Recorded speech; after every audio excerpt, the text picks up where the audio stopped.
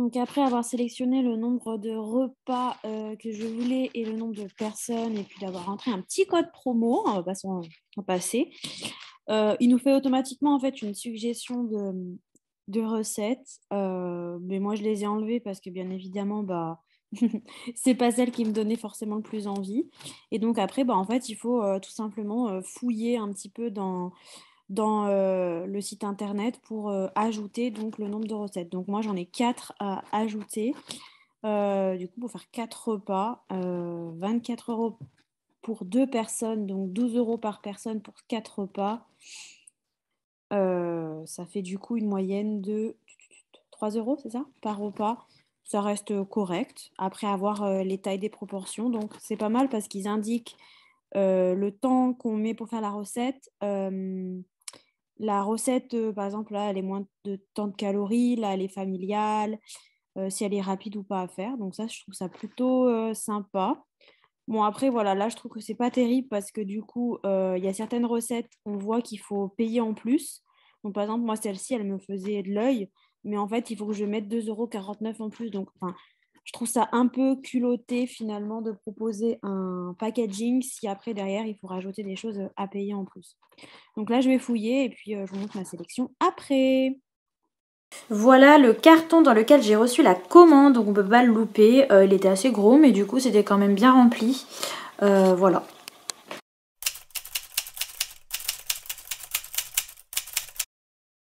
Alors, quand vous recevez votre colis, vous avez 3 sacs ou 4 séparés selon le nombre de recettes, avec chaque ingrédient pour chaque recette dans un sac.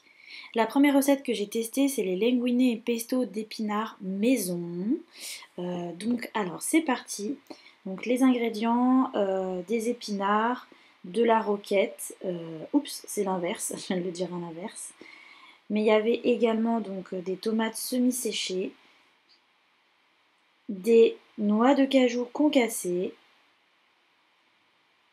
les fameuses linguine qui étaient servies comme ça dans un sac, un citron jaune, du parmesan, des copeaux, et puis il y avait aussi des gousses d'ail et cette fameuse sauce crème de basilic.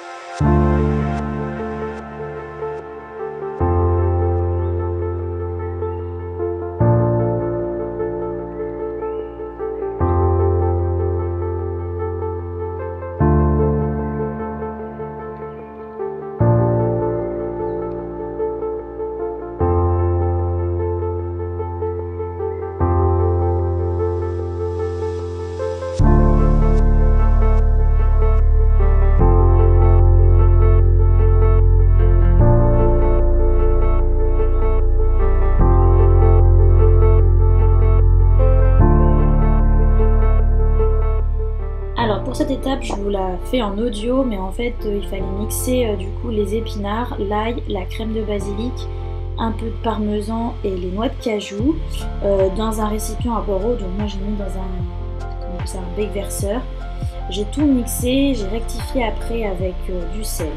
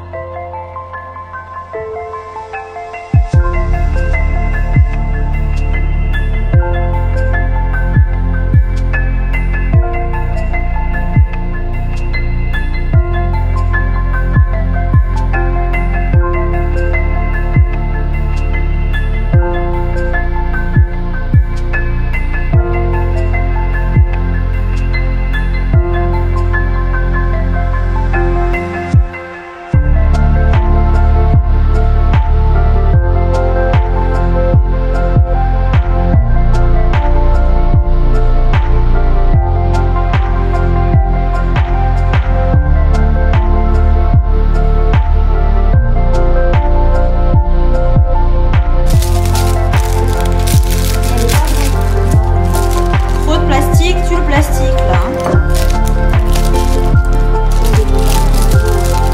Alors attends, c'est déjà lavé ça? Ah non. À rincer avant l'utilisation.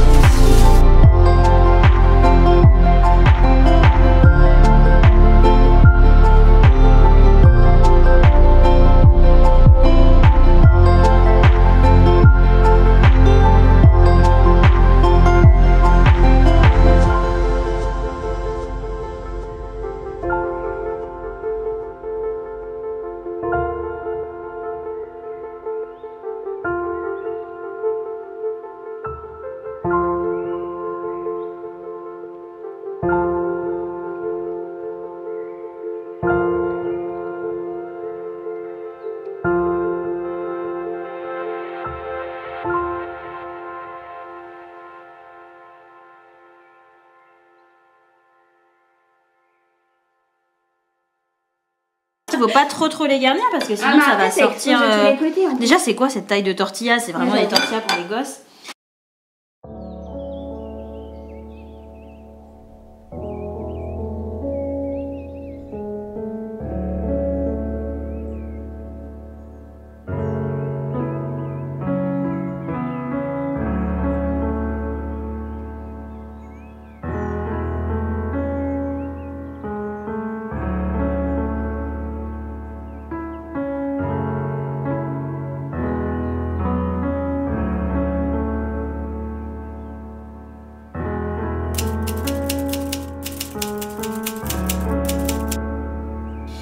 Alors, on va tester donc la troisième recette de la semaine.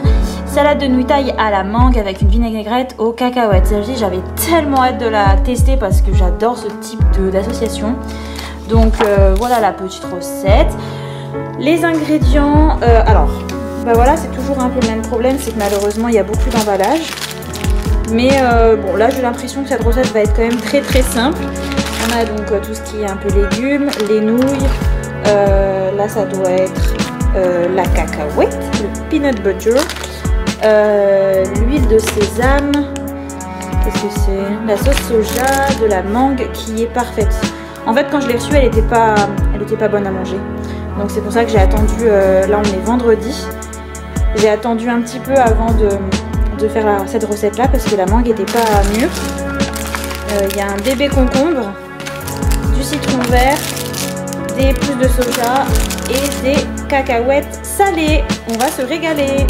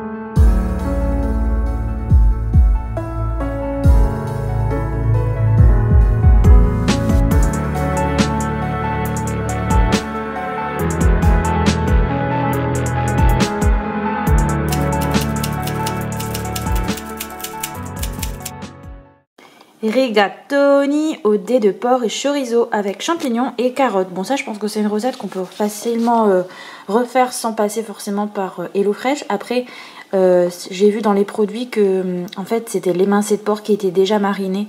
Et donc je pense que c'est cet élément qui va faire la recette clairement. Parce que si on regarde les autres éléments, c'est des choses quand même qui restent classiques, oignons, carottes, champignons, etc. Voilà, et ben on va tester. L'émincé de porc, il est déjà en fait mariné, donc il se présente comme ceci. Les champignons, donc je pense que je vais voir si je les découpe, si je les congèle ou pas, on verra. Mais voilà, les champignons.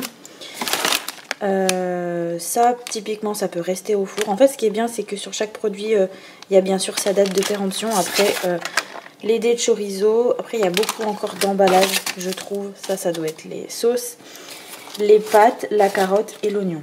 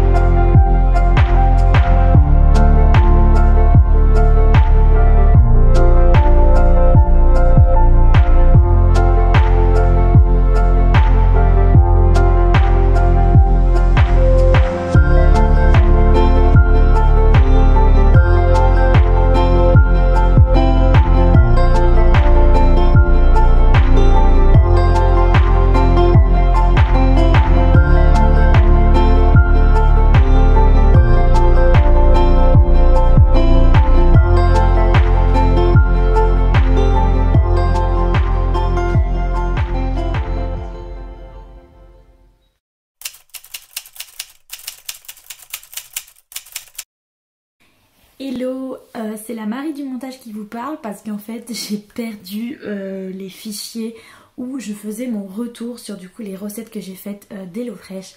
Mais c'est pas grave, c'était il y a quelques temps mais je m'en souviens encore, bien sûr, ça m'a marqué. Donc pour revenir un peu sur mon ressenti, voilà qu'est-ce que je voulais vous dire, les points positifs et les points négatifs. Les points positifs, je trouve que c'est top quand on manque d'idées de recettes, qu'on n'a pas envie d'aller fouiller sur internet ou dans ces livres de recettes. Je trouve que c'est une solution plutôt sympa pour découvrir de nouvelles manières de cuisiner et surtout de découvrir de nouveaux produits. Parce que par exemple, j'ai les recettes avec moi. Salade de nouilles taille à la mangue, c'est peut-être pas quelque chose qu'on va penser de faire ou qu'on va être attiré sur internet par exemple ou dans un livre. Donc ce type de recettes, je trouve que c'est bien de les découvrir via ce système d'HelloFresh. Les ingrédients étaient vraiment tous de bonne qualité, les produits étaient frais, les dates de péremption étaient assez longues, donc ça vous permet de pouvoir faire les recettes quelques jours après. Les fruits et légumes étaient pareil, de bonne qualité, on a la provenance des ingrédients, donc voilà, il y a de très bonnes choses.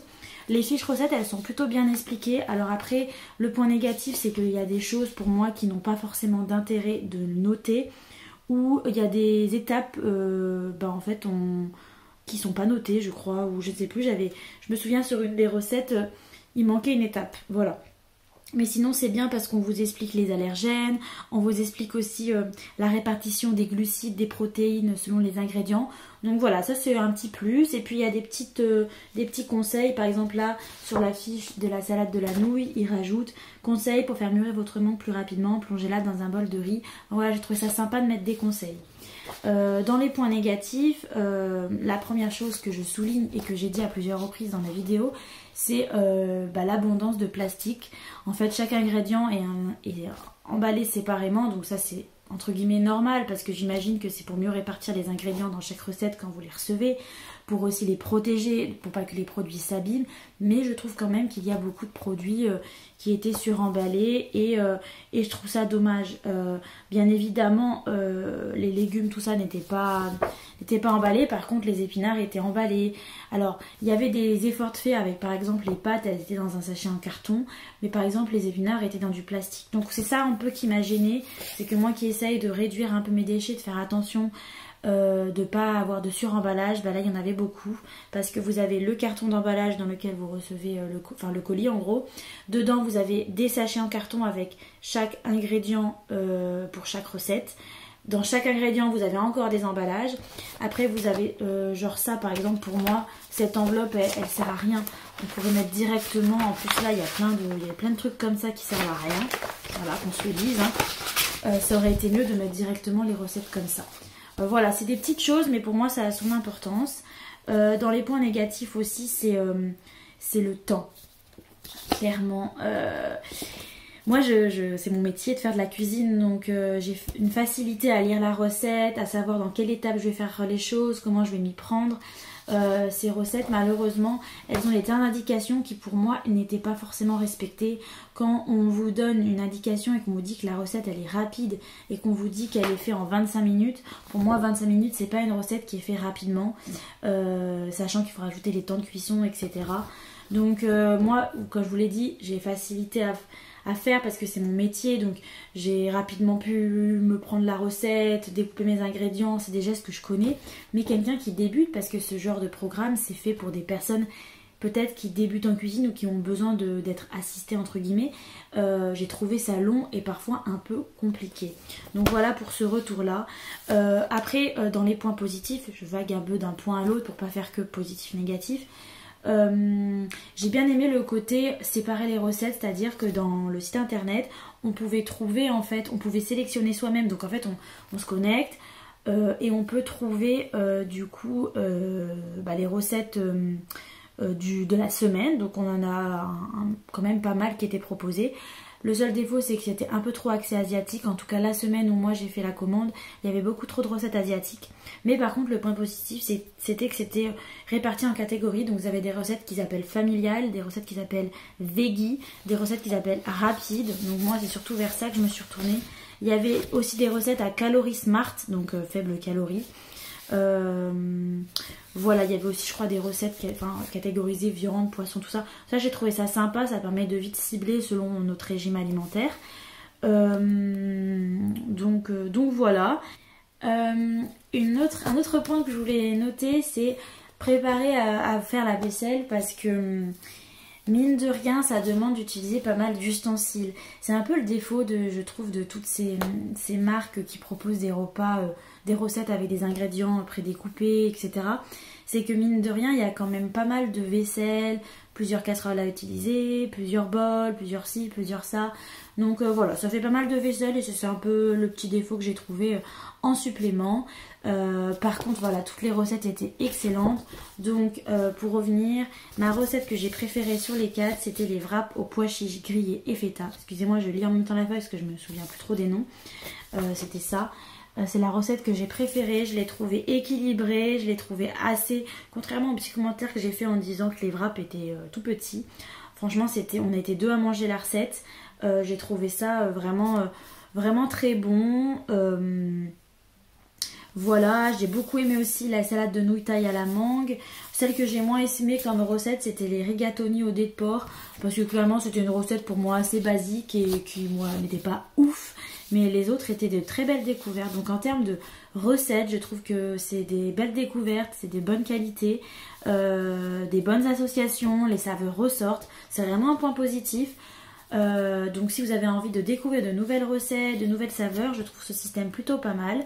Après ça reste un système qui demande de l'organisation en termes de temps, en termes de répartition de repas. Moi je suis plus adepte de faire ces courses et de faire du meal prep. C'est un peu le même principe parce qu'on pourrait faire les recettes le week-end et les préparer pour la semaine, ça peut être une idée. Je vais pas forcément renouveler l'expérience parce que j'ai pas forcément besoin d'avoir un suivi de recettes de ce type, mais je le recommande à des personnes voilà, qui veulent tester de nouvelles recettes, qui veulent découvrir de nouvelles manières on va dire, d'associer les ingrédients. Je vous le conseille pas si vous n'avez pas de temps devant vous, parce que pour moi il fallait, je trouve, du temps. Voilà, en tout cas j'espère que cette vidéo vous a plu. Je suis désolée pour ce format portrait. Je vous souhaite une excellente journée ou soirée, et puis je vous dis à très vite pour une nouvelle vidéo. Salut!